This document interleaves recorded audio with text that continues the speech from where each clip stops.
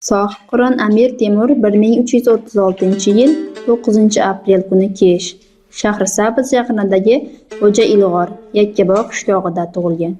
Rivoyatlarga ko'ra, u qo'lida qip-qizil qon bo'lagi bilan, sochlari esa oppoq mo'ysafid kabi oppoq holatda tug'ilgan. Bunday holat Chingizxon haqida ham gapirilgan.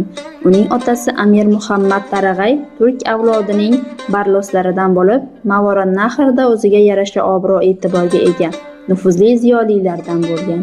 Uning ota-bobosi afsonaviy turkiy Alanquva shajarasidan kelib chiqqan bo'lib, Chig'atoy ulusining saroyidagi obro'-e'tiborli kishilari qatoridan joy olgan.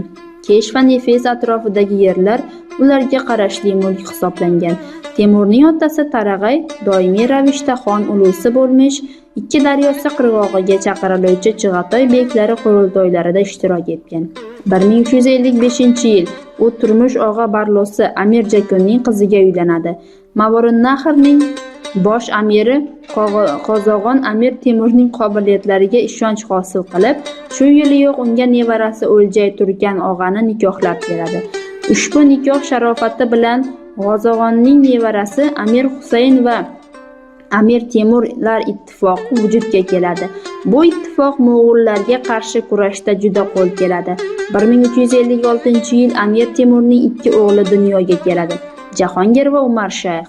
13-asr boshi 14-asr oxirlariga kelib, Mavaronnahrning iqtisodiy ahvoli kundan kunga yomonlashib boradi. Bundan Mo'g'uliston xoni Tug'luq Temur foydalanib qoladi va hech qanday qarshiliksiz Qashqadaryogacha yetib boradi. Amir Temur unga xizmat qilishdan boshlaydi.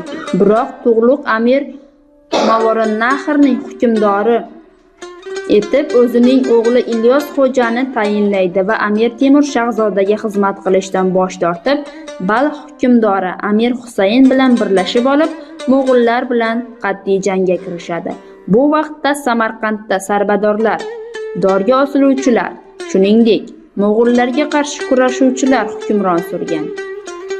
Mazkur xalq harakatining yoki ozodlik uchun kurash yoki dorga osilgan kalla shiori ham uning ishtirokchilari tomonidan yaratilgan. 1370-yil Amir Temur Balxda bo'lib o'tgan qurultoyda Turonning bosh amiri deb e'lon qilinadi. Amir Temurning asosiy vazifasi parchalangan davlatga bardosh berish va alohida yerlarni bir davlatga birlashtirishdan iborat bo'lgan. Mazkur davlatning poytaxti etib u Samarqandni tayinlab, tezkorlik bilan shaharning himoya devorlarini, qo'rg'onlar va saroylarini barpo etishni boshlaydi. U Amudaryo va Sirdaryo orasidan yerlarni, shuningdek, Farg'ona va Shosh viloyatlarini o'ziga bo'ysundirib birlashtiradi.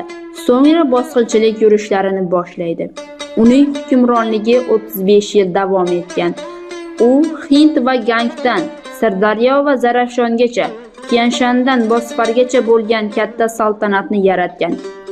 Hayotning katta qismini yurishlarda o'tkazgan. Yirik davlatni yaratib, Amir Temur mamlakatning iqtisodiy va madaniy rivoji uchun sharoitlarni tayyorlagan. O'tgan davrning qadimiy an'analarini yangi tarixiy ko'rinishlarda qayta tiklanadi. Yaqin va O'rta Sharq bo'ylab Mavaronnahr savdo-sotiq, iqtisod va madaniyat markaziga aylanishi zamiridan Samarqand, Kesh, Buxoro, Termiz, Toshkent, Marv va boshqa qadimiy shaharlar obodonlasha boshlagan. Temur 1405-yil Xitoyga yurish vaqtida O'tror shahrida vafot etgan. Amir Temurning vafotidan so'ng G'arbiy Yevropa bilan savdo-diplomatik aloqalar nihoyasiga yetadi. Amir Temur tarix sahifalaridan Aleksandr Makedonskiy, Dariy I, Yuliy Sezar kabi yirik sarkardalar bilan bir qatorda turadi.